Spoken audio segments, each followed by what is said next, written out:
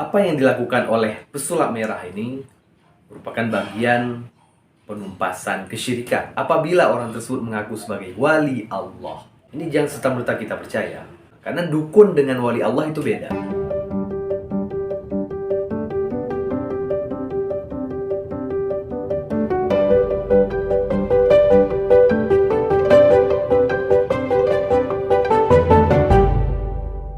Bismillahirrahmanirrahim. Assalamualaikum warahmatullahi wabarakatuh.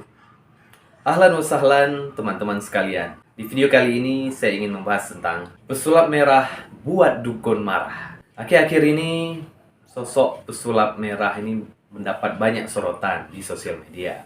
Terlebih setelah terjadinya perseteruan antara ia dengan Gus Syamsuddin. Buat yang belum tahu, pesulap merah ini merupakan seorang konten kreator, di mana di konten-kontennya ia membongkar trik-trik para pesulap, para dukun yang memakai ilmu perdukunannya untuk membohongi orang. Nah, ada beberapa hal yang ingin saya sorot mengenai fenomena pesulap merah ini. Yang pertama, jelas dakwah bukan hanya tugas ustadz. Di video-video sebelumnya saya telah menjelaskan mengenai pembagian ilmu fardu ain dan ilmu fardu kifayah. Ilmu fardu ain yaitu ilmu yang wajib semua umat Islam pelajari, seperti baca Quran, akidah, fikih, tasawuf atau akhlak. Dan ada lagi ilmu fardu kifayah yang mana kewajibannya cukup terpenuhi ketika sudah ada yang pelajarinya. Seperti halnya ilmu yang dimiliki oleh pesulap merah ini. Dia memiliki ilmu sulap, ilmu untuk membongkar trik-trik sulap dan trik-trik dalam dunia perdukunan. Sehingga dengan ilmu yang langka ini dia bisa berdakwah, mengajak orang kepada kebaikan, mengungkapkan kemungkaran-kemungkaran yang terjadi di masyarakat. Nah, hal ini tidak mudah, bahkan tidak mungkin dilakukan oleh para ustadz yang pada umumnya berdakwah lewat mimbar, lewat tulisan, dan sebagainya. Apa yang dilakukan oleh pesulap merah ini untuk menampakkan kebaikan, membongkar kejahatan-kejahatan dari para dukun, ini perlu ditiru oleh banyak orang. Dan disinilah menggambarkan bahwasanya orang berbuat baik, mengajak kepada kebaikan tidak selalu harus menjadi ustaz. Dan dia ini melakukan hal tersebut untuk berdakwah karena dia mengakui sendiri bahwasanya dia takut kepada Allah. Dia takut kalau tidak menyampaikan ilmunya ini, seandainya nanti dia akan diminta pertanggungjawaban. Ini sangat penting untuk kita sadari sebagai seorang muslim. Rasa takut pada Allah, yaitu takwa. Maka kalau ini diyakini oleh setiap muslim, insya Allah orang berdakwah itu akan sangat mudah. Orang yang melakukan kemungkaran pun akan menurun. Kemudian hal kedua yang ingin saya sorot di sini adalah bagaimana pesulap merah ini melawan orang-orang yang memakai baju agama untuk membohongi masyarakat. Walaupun mereka mengatasnamakan agama, memakai baju agama untuk membohongi orang lain, melakukan praktek-praktek kesyirikannya, ini tidak akan menghinakan Islam. Kelakuan mereka tidak membuat Islam hina. Tapi yang dikhawatirkan, yang disayangi adalah kelakuan mereka ini, para dukun ini bisa memberi stigma terhadap orang-orang Islam. Apa yang dilakukan oleh pesulap merah ini merupakan bagian penumpasan kesyirikan. Masyarakat yang pergi ke dukun, ini kebanyakan mereka yang pasti imannya ini lemah. Karena kalau masyarakat tahu betapa tidak faedahnya pergi ke dukun itu, pasti tidak akan dilakukan.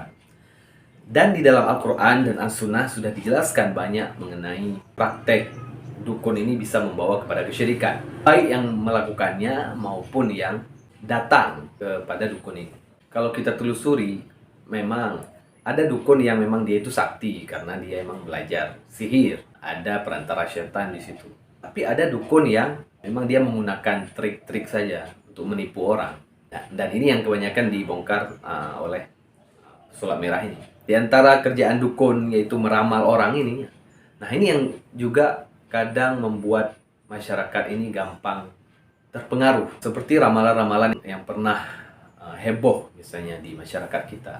Sehingga muncul keyakinan bahwasanya, oh ini orang yang meramal ini selalu betul dan sakti berarti. Padahal kalau kita tahu apa yang dilakukan peramali sebenarnya memang suatu yang betul-betul kebetulan. Gimana tuh? Ya, kebetulan yang betul-betul, betul-betul kebetulan. Misalnya nih, saya kasih contoh. Ada dukun yang meramal, oh malam ini hujan. Malam ini ada kecelakaan.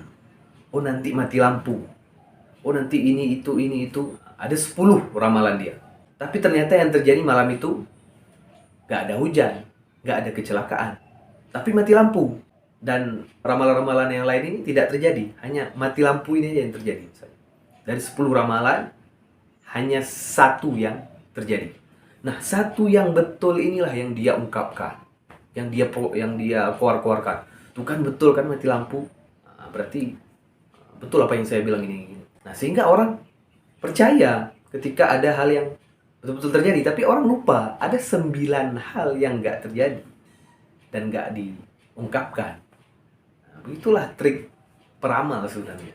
Dan ini juga yang terjadi terhadap pawang hujan yang sempat heboh ketika di Mandalika. Dan baru-baru ini juga ada kabar dia diundang ke istana ketika 17 Agustus kemarin, membawa peralatannya, jimatnya. Padahal memang hari-hari ini lagi panas-panasnya aja, nggak hujan. Dan dia karena memang kenormalan ini, langsung dia mengklaim, oh ini karena perbuatan saya. Jadi peramal itu sebenarnya ya kebetulannya itu terjadi memang. Ya seperti itu konsepnya. Dari 100 ramalan satu yang terjadi, satu itu yang diungkapkan. 99-nya tidak diungkapkan.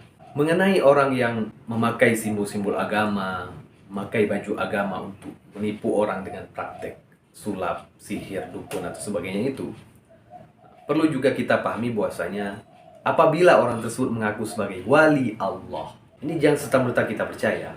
Karena dukun dengan wali Allah itu beda. Imam Syafi'i pernah berkata, kalau kamu melihat ada orang bisa terbang di udara, jalan atas air, jangan terkejut.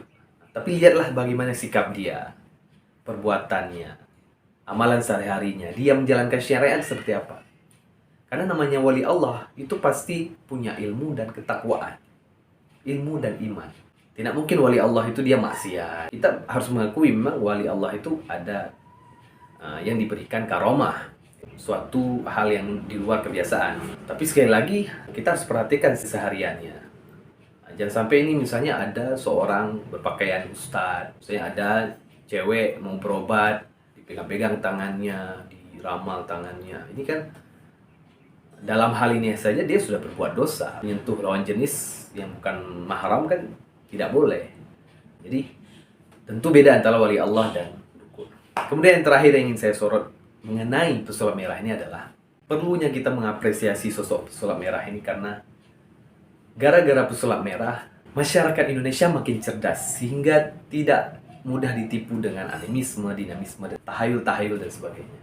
Oleh karena itu, semoga dengan fenomena ini pula kita makin sadar bahwasanya cukuplah Allah tempat kita bergantung. Jadi jangan bergantung kepada makhluk, kepada dukun, penyihir, sebagainya.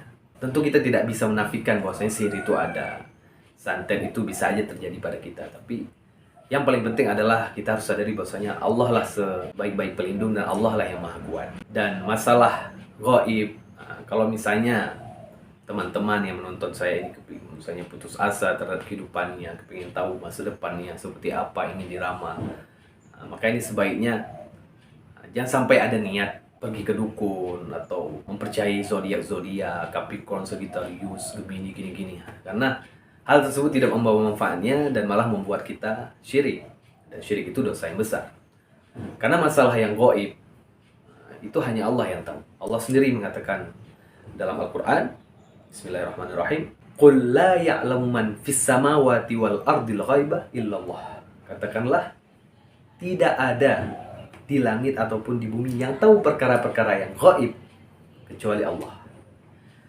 Masalah hujan turun, masalah bayi yang akan lahir, orang yang akan mati, masalah hari kiamat, itu nggak ada yang tahu kecuali Allah. Bahkan Nabi Muhammad SAW saja ketika ditanya kiamat, beliau mengakui bahwasanya beliau tidak tahu, beliau hanya tahu tanda-tandanya saja. Maka ketika tiba-tiba orang bisa meramal masa depan akan terjadi gini-gini, jangan mudah kita terpercaya, karena secara wahyu saja sudah dijelaskan tidak mungkin manusia itu mengetahui gaib. Dan kalaupun misalnya dia meramal karena ramalan-ramalannya pernah terjadi, maka percayalah seperti yang Saya bilang tadi rumusnya, namanya peramal pasti hanya mengungkapkan yang benarnya saja. 100.000 kesalahannya tidak pernah diungkapkan. Itu saja, dan kalau saya simpulkan, dengan fenomena pesulap merah ini, sudah sepatutnya kita semua ini berpikir untuk berdakwah, berpikir untuk mengajak orang lain kepada kebaikan, berpikir untuk menghilangkan segala kemungkaran di sekitar kita. Berdakwahlah dengan apa yang kita punya. Kita punya harta, berdakwah dengan harta kita. Kita punya tenaga, berdakwah dengan tenaga kita. Dan kalau kita punya ilmu, maka berdakwahlah dengan ilmu kita. Sebagaimana pesulap merah, dia punya ilmu yang jarang dimiliki orang, tapi sangat bermanfaat ketika dia melakukannya untuk menolong agama Allah, untuk menolong makhluk-makhluk Allah. Baiklah, ini saja, semoga bermanfaat. Wallahu muwaffiq ila aqwamit thoriq. Wassalamualaikum warahmatullahi wabarakatuh.